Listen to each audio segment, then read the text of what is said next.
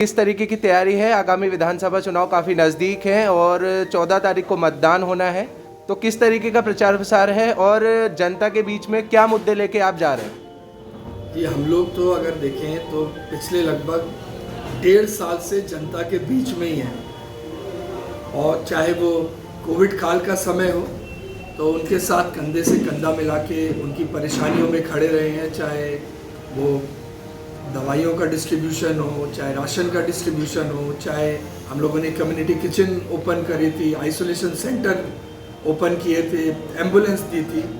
उसके बाद हम लोग जनता के बीच में केजरीवाल जी की विभिन्न योजनाओं को लेके गए, जिसमें बिजली गारंटी 300 यूनिट की थी, जिसमें रोजगार गारंटी थी, जिसमें तीर्थ यात्राओं को निःशुल्क ले जाने का जो हम लोगों का एक गारंटी कार्ड है। उसके अलावा जो महिलाओं को हम लोगों ने 1000 रुपये हर महिला का जो वादा किया है कि हम देंगे, तो देखा जाए तो हम लगातार संपर्क में है लोगों के और कोविड गाइडलाइंस का पालन करते हुए हमने बीच में जब 5-5 लोग ही अलाउड थे तो हम लोगों ने 15-20 टोलियां बना के डोर टू डोर प्रचार किया। उसके बाद अब थोड़ा सा बढ़ गया है तो घर घर जाके जनसंपर्क कर रहे हैं, लोगों से मिल रहे हैं और इस समय जो सोशल मीडिया की एक जो महत्ता है उसको भी ध्यान रखते हुए सोशल मीडिया में भी पूरी तरीके से सक्रिय हैं। जनता, हल्द्वानी की जनता ने हाथों हाथ लिया है और मैं उनका जो हृदय से आभार प्रकट करता हूं कि इतने अल्प समय में जो उन्होंने प्यार, जो उन्होंने स्नेह दिया है, तो मैं पूरी हल्द्वानी की जनता को विश्वास दिलाता हूं कि मैं उनकी उम्मीदों पे पूरा खरा उतरूंगा। अगर मैं बात करूं समित जी, हल्द्वानी की 2 प्रमुख समस्याएं हैं। सबसे पहली समस्या है जिससे मुख्य शहरों का पूरा जाम हो जाता है, ISBT। तो उसको लेके अगर सरकार आती है तो किस तरीके से निर्णय आपका होगा? हम लोगों ने जो अभी मैं अपना मैनिफेस्टो भी, अपना पर्सनल मैनिफेस्टो भी 2-4 दिन में उसको प्रिंट करवा रहा हूँ, उसमें भी हमने प्रमुखता से लिया है कि एक यहाँ पे हम लोग पार्किंग, मल्टी लेवल पार्किंग बनवाएंगे। ISBT के मुद्दे पे हम हमेशा से ही मुखर हैं कि ISBT, क्योंकि हल्द्वानी महानगर में तब्दील हो रहा है, तो ISBT जो है वो बिल्कुल एकदम जहाँ है वहाँ पे वो आए।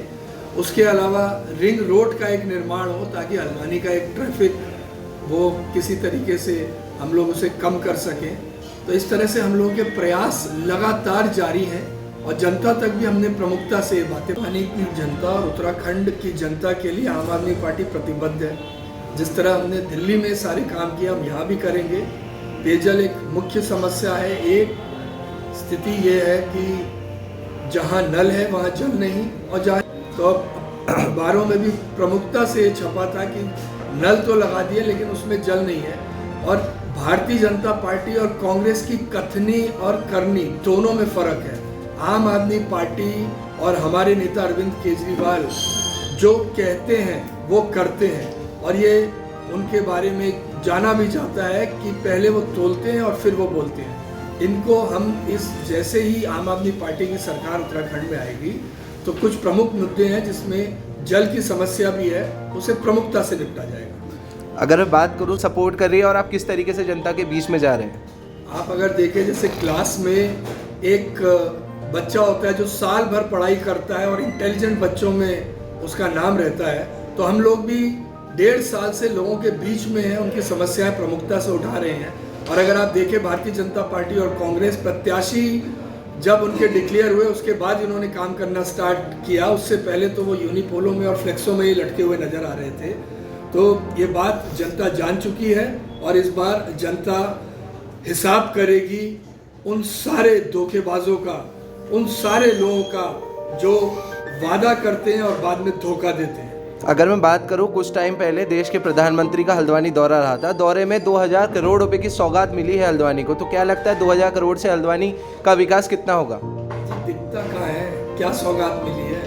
वो इनका काम भारतीय जनता पार्टी का यही रहा है कि सिर्फ नाम बदलने का काम किया है, उसके अलावा कोई विकास का काम नहीं कर रहा है। जनता ये बात जान चुकी है और जब 2022 को का जब 14 फरवरी को चुनाव होगा तो झाड़ू के बटन पे लोग बटन दबाएंगे और 10 मार्च को आम आदमी पार्टी के पक्ष में जो निर्णय आएगा जनता का वो आपके सामने होगा। कुछ टाइम पहले दिल्ली के मुख्यमंत्री अरविंद केजरीवाल का हल्द्वानी में दौरा रहा था, तो जन सैलाब देखने को एक मिल रहा था कि किस तरीके से जन सैलाब था। तो केजरीवाल से जनता प्यार करती है, उनकी नीतियों से बहुत प्रभावित है जनता। तो हमारी पार्टी ये कांग्रेस और भारतीय जनता पार्टी जैसी पार्टी नहीं है जो धन बल और बाहुबल के दम पे आते हैं। लोकतंत्र है, हम उत्तराखंड में जनबल के माध्यम